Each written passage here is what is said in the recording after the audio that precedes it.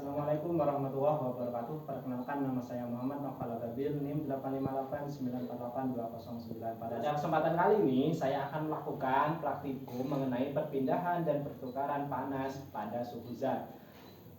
Nah, selanjutnya mari kita lihat masing-masing percobaan untuk mengamati proses konduksi, konveksi, dan radiasi. Yang pertama, saya akan melakukan percobaan konduksi.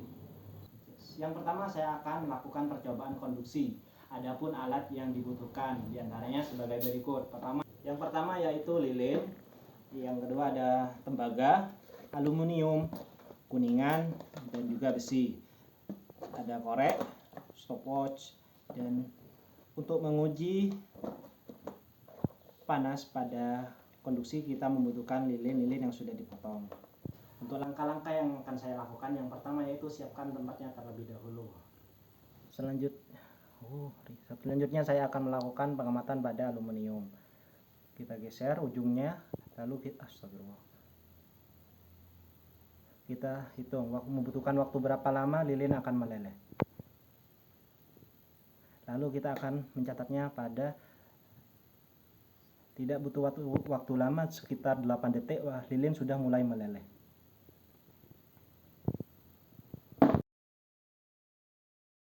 Selanjutnya kita akan melakukan uji coba pada besi. Kita lihat besi membutuhkan waktu beberapa lama untuk lilin meleleh.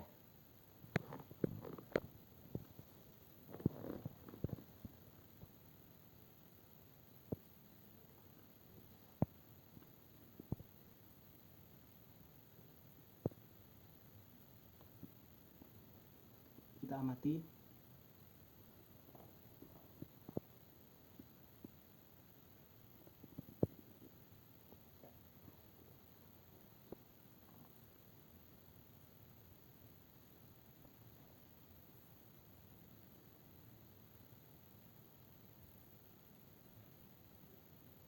Nah, pada besi, lilin akan meleleh di waktu 40 detik.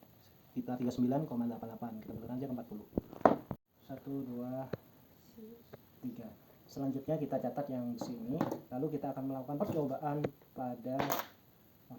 pada kuningan.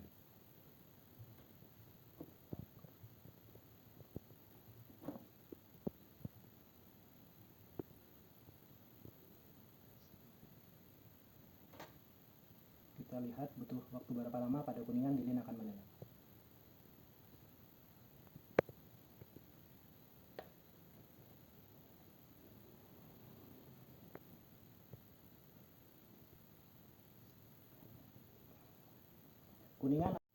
Lilin akan meleleh di kuningan sekitar waktunya 20 detik.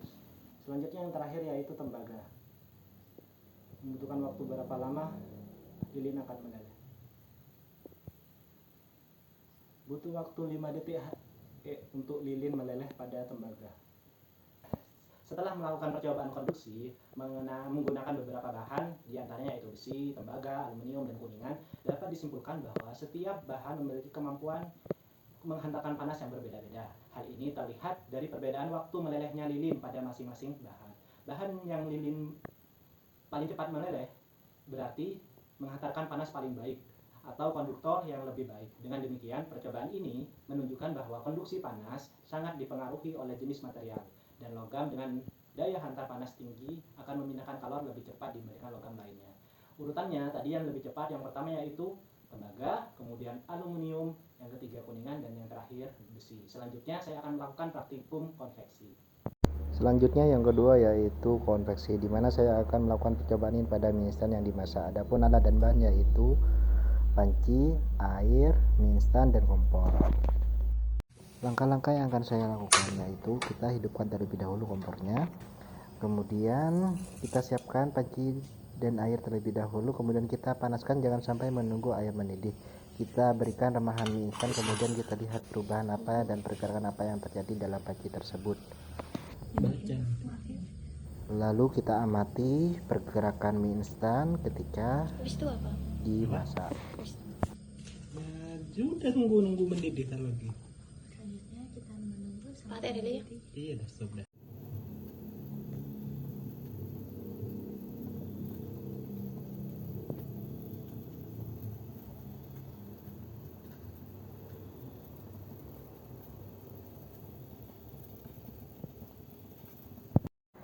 Saat air di bagian bawah panci mendapatkan panas dari kompor, suhunya meningkat sehingga massa jenisnya berkurang. Air panas tersebut bergerak naik ke atas, sementara air yang lebih dingin di bagian atas bergerak turun ke bawah untuk menggantikannya. Pergerakan naik turun inilah yang menyebabkan mie instan terlihat bergerak dan berputar di dalam panci. Dengan demikian, percobaan ini menunjukkan bahwa konveksi adalah perpindahan panas yang disertai perpindahan partikel fluida dan aliran fluida panas dingin dapat diamati melalui pergerakan remahan mie pada air yang sedang dipanaskan.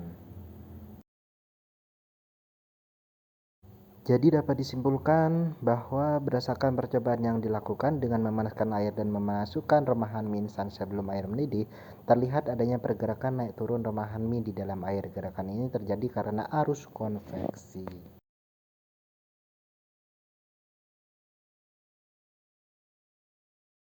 Kemudian yang ketiga, saya akan melakukan percobaan radiasi. Adapun alat dan bahan yang dibutuhkan yaitu kayu bakar, korek api, dan meteran, serta lembar pengamatan.